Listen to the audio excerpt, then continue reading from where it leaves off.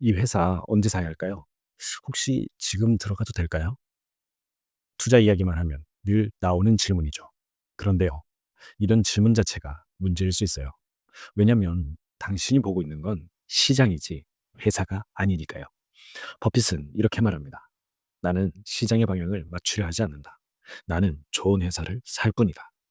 그 차이가 바로 수십 년 동안 복리의 마법을 유지한 결정적인 요인이죠. 하루에 딱 1%. 당신은 오늘도 성장합니다. 안녕하세요. 잠들기 전 떠올랐던 생각을 행동으로 바꿔드리는 슬림로그입니다. 오늘은요, 투자의 타이밍이 아닌 회사에 대한 확신을 선택한 버핏의 실제 투자 사례가 펼쳐집니다. 코카콜라, 질레트, 아메리칸 익스프레스. 그가 본 건 단 하나였습니다. 이 회사를 평생 들고 갈 수 있는가? 이제 우리도 버핏의 시선으로 흔들리지 않는 기준을 세워보겠습니다. 사람들은 늘 내게 이런 질문을 하곤 했다.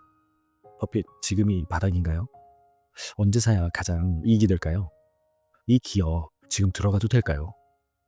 처음엔 나도 그런 질문을 진지하게 받아들였던 적이 있었다. 하지만 시간이 지나고 투자에 대한 이해가 깊어질수록 나는 깨달았다. 그런 질문 자체가 잘못된 방향에서 출발한 것임을 말이다. 나는 타이밍을 맞추는데 내 인생을 걸지 않았다. 그건 도박사들이나 하는 일이었다. 나는 다르게 생각했다.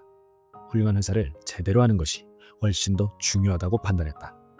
그 회사가 무엇을 만들고 어떻게 돈을 벌며 앞으로 10년, 20년 뒤에도 살아남을 수 있을지를 보려 했다. 그리고 그런 기업을 싸게 살 수 있을 때 나는 미련 없이 움직였다. 시장 분위기나 뉴스 헤드라인에는 별로 신경 쓰지 않았다. 솔직히 말해서 나는 신문을 보지도 않고도 아주 잘 살아왔다. 왜냐고 묻는다면 대답은 간단했다. 시장은 감정으로 움직이지만 내가 주목하는 건 언제나 기업의 본질이었다. 그 본질은 숫자에 드러나 있고 그 숫자 뒤에는 언제나 사람이 존재했다. 경영진은 어떤 사람들인지, 그들의 판단은 신뢰할 만한지, 그들의 결정이 10년 뒤에도 유효할지를 나는 들여다봤다. 그런 것들이 결국 기업의 가치를 결정지었다. 어떤 사람들은 시장을 예측하려 했었다. 하지만 나는 알고 있었다. 예측은 늘 틀릴 가능성이 컸고 원칙은 언제나 제 역할을 해냈다. 나는 하루아침에 주식시장이 문을 닫아도 후회하지 않을 기업만을 골라왔다. 왜냐하면 내 철학은 간단했기 때문이다. 기업을 사는 것처럼 투자하라. 단순하지만 아주 강력한 원칙이었다. 그래서 나는 여러분께 묻고 싶다. 당신은 지금 종이 조각을 사고 있는가? 아니면 한 회사를 진짜로 소유하고 있다는 마음으로 투자하고 있는가? 내가 수십 년간 투자 세계에 있으면서 가장 많이 본 장면은 이거였다. 사람들이 시장의 흐름에 쉴 새 없이 휘둘리는 모습이었다. 오늘 금리가 오른다는 소식이 들리면 다들 주식을 내던졌고, 내일 반도체가 뜬다는 말이 돌면 또 우르르 그쪽으로 몰려갔다. 뉴스에 흔들리고 유튜브에 휘청이고 증권사 보고서 한 줄에 온 인생을 건 듯 움직이는 사람들을 보며 나는 늘 생각했다. 정작 그들은 자신만의 투자 철학을 가지고 있는가? 나는 그렇게 투자하지 않았다. 시장에 춤추는 대신 나는 조용히 기업을 들여다봤다. 숫자, 구조, 경쟁력, 경영진의 철학. 그게 바로 진짜였다. 물론 주가는 움직였다. 상승할 때는 모두가 천재가 된 것처럼 느꼈고 하락할 땐 세상이 끝난 것처럼 느껴졌다. 하지만 나는 이렇게 말했다. 주가는 잠시 동안 기업의 실체를 왜곡할 수 있지만 장기적으로는 반드시 본질에 수렴합니다. 이건 내 경험에서 나온 이야기였다. 시장은 늘 열광하거나 공포에 빠져 있었다. 하지만 시간이 지나면 결국 좋은 기업은 반드시 자기 가치를 증명했다. 내가 투자한 수많은 기업들이 그걸 보여줬다. 코카콜라, 질레트, 아메리칸 익스프레스. 누구나 알고 있지만 아무나 투자하지 않았던 기업들이었다. 왜냐고 묻는다면 다들 타이밍만 보느라 기업의 본질은 놓치고 있었기 때문이었다. 나는 타이밍에 목숨을 절대 걸지 않는다. 내가 이해하고 믿을 수 있는 기업을 적정 가격 이하로 살 수 있을 때 그게 바로 내가 움직이는 타이밍이었다. 그리고 그 뒤는 시장이 아니라 시간이 일을 하도록 맡겼다. 결국 투자란 인내에 대한 보상이었다. 1988년이었다. 세상은 기술에 열광하고 있었고 모두가 반도체, 컴퓨터, 미래 산업에 투자하고 있었다. 나에게도 그런 기회들은 들려왔다.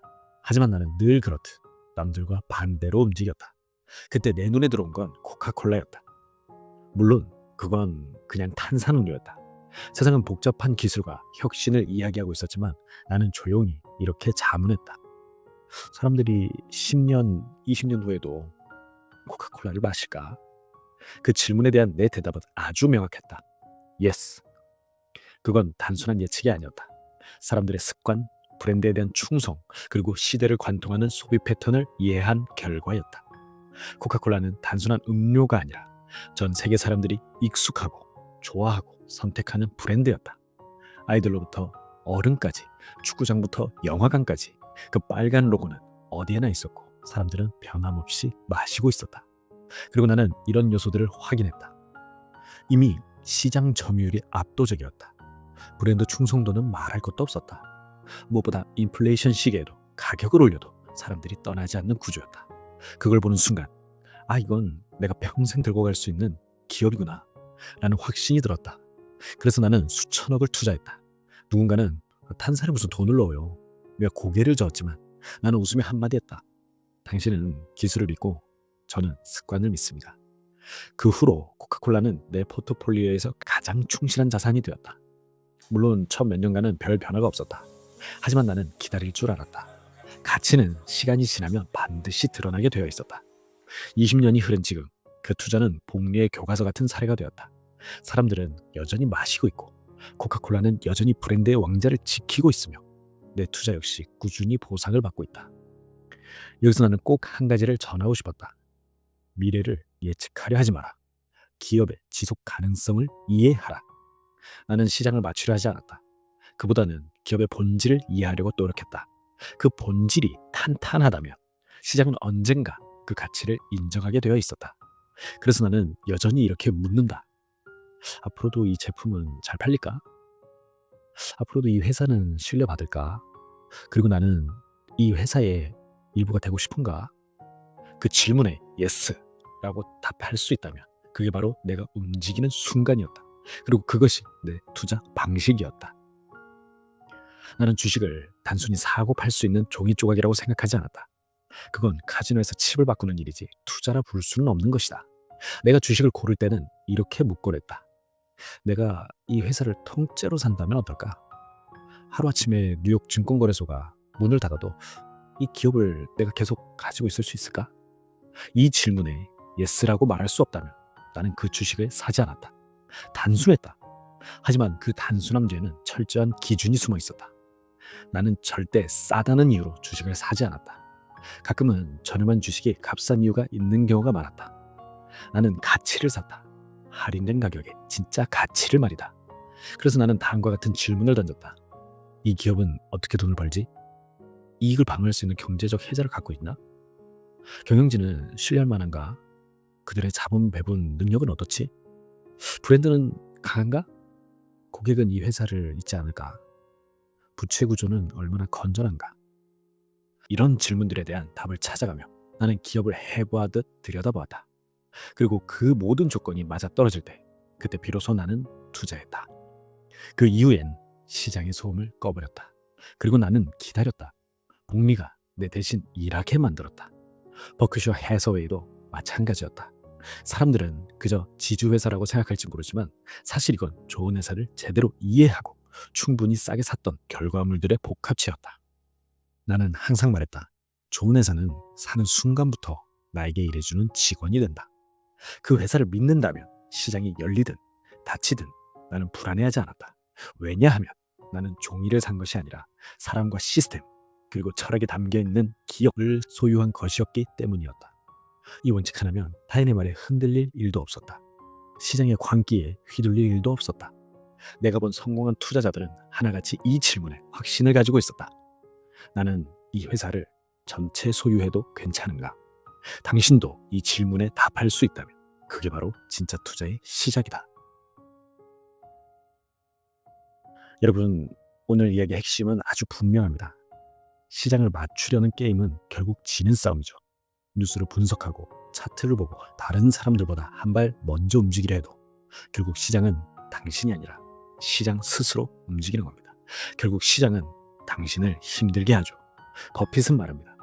나는 시장이 어디로 갈지 전혀 모릅니다. 그런데 다행히도 알 필요도 없습니다. 그가 집중한 건 오직 하나. 그 회사가 진짜 좋은 회사인가? 내가 전부 사고 싶은 회사인가? 기억하세요. 가격은 매일 요동치지만 좋은 회사의 본질은 쉽게 변하지 않습니다. 그리고 진짜 투자자는 타이밍이 아니라 회사에 대한 이해를 사는 사람이에요. 어떤 회사를 얼마에 살까보다 왜 이 회사를 사야 하는가를 먼저 질문할 줄 아는 사람이 되어야 합니다. 당신도 이제 선택해야 합니다. 소음에 흔들리는 단기 플레이어로 남을 것인가? 아니면 본질을 꿰뚫는 투자자로 거듭날 것인가? 감사합니다. 슬림로그였습니다.